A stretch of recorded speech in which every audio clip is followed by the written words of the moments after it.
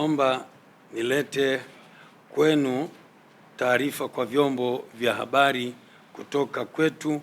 Jumuiya ya Maridhiano na Amani Tanzania. Jumuiya ya Maridhiano na Amani Tanzania JMAT ni taasisi ya kijamii na kidini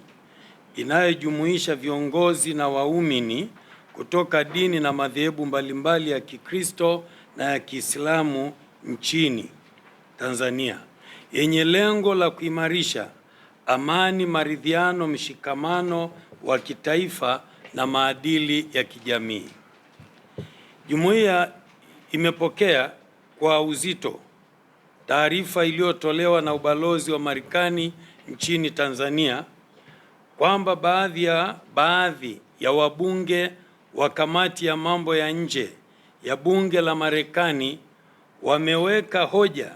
ya kupitia upya mahusiano kati ya Marekani na Tanzania, hatua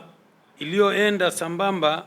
na shutuma nzito za ubaguzi wa kidini nchini Tanzania. Sisi kama Jumuiya ya Maridhiano inayofanya kazi na Watanzania wa dini zote ndani ya Jamhuri ya Muungano wa Tanzania, tunatamka wazi na kwa uhakika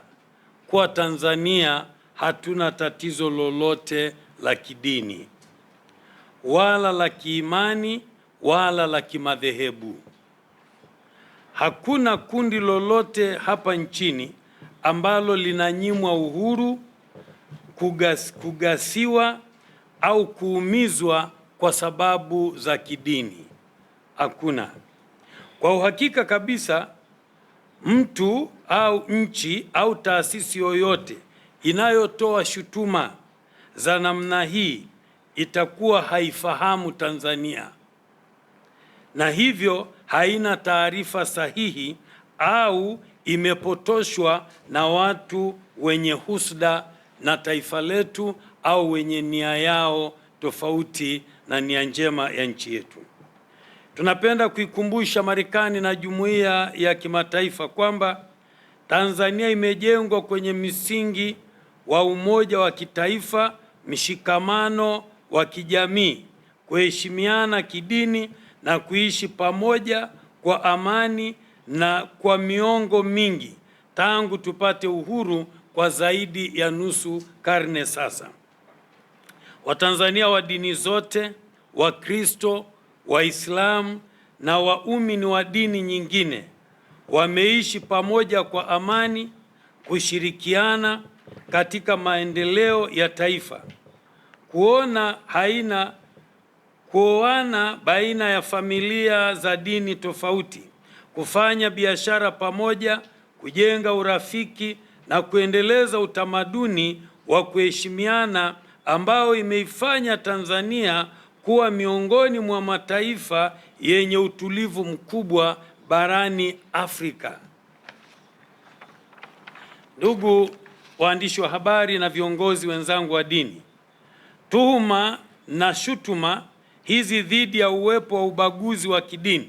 nchini Tanzania zimetusikitisha, kutukasirisha na kutufedhehesha. Raia wa Marekani wanaoishi Tanzania ni mashahidi wa kushamiri kwa uhuru wa kuabudu hapa nchini kwetu Tanzania. Hatutaki kuamini kwamba Marekani, taifa ambalo sote tuliumizwa na kulia pamoja wakati mashambulizi ya kigaidi kwenye ubalozi wake jijini Dar es Salaam mwaka ule wa 1998, linaweza kufanya kazi kama hii ya kupandikiza chuki za kidini hapa nchini. Kwa sababu hiyo, Jumuiya ya Maridhiano na Amani inalitaka bunge la Marekani kukataa hoja hii ya kibaguzi ya maseneta wake baadhi, kwani haina ukweli wowote na ina lengo la kupandikiza chuki ambazo hazipo nchini kwetu. Ndugu waandishi wa habari, viongozi wa dini, pili, tunaiomba serikali ya rais wetu Daktari Samia Suluhu Hassan ifanye mapitio ya mahusiano ya kidiplomasia na ya kinchi baina ya Tanzania na Marekani, ili pamoja na mambo mengine iweke msimamo wa kukataa kutokuvumilia uchonganishi wa kidini unaoweza kuliingiza taifa letu kwenye matatizo makubwa. Mheshimiwa Rais Daktari Samia Suluhu Hassan ameonyesha nia ya dhati ya kuchukua hatua dhidi ya mapungufu yaliyotokea mwaka wa 2025, ikiwa ni pamoja na kuunda tume ya uchunguzi na nyingine ya kijinai ili uwajibikaji wa haki na maridhiano vichukue nafasi na kuweza kupatikana kwa katiba mpya kama ambavyo Mheshimiwa Rais Daktari Samia Suluhu Hassan amekwisha kuahidi. Ndugu waandishi wa habari na ndugu viongozi wenzangu wa dini, kama kweli Marekani ina nia njema na Tanzania iunge mkono juhudi kama hizi badala ya kuwa chanzo cha migogoro na migawanyiko. Tunatoa wito kwa wadau wote wa ndani na nje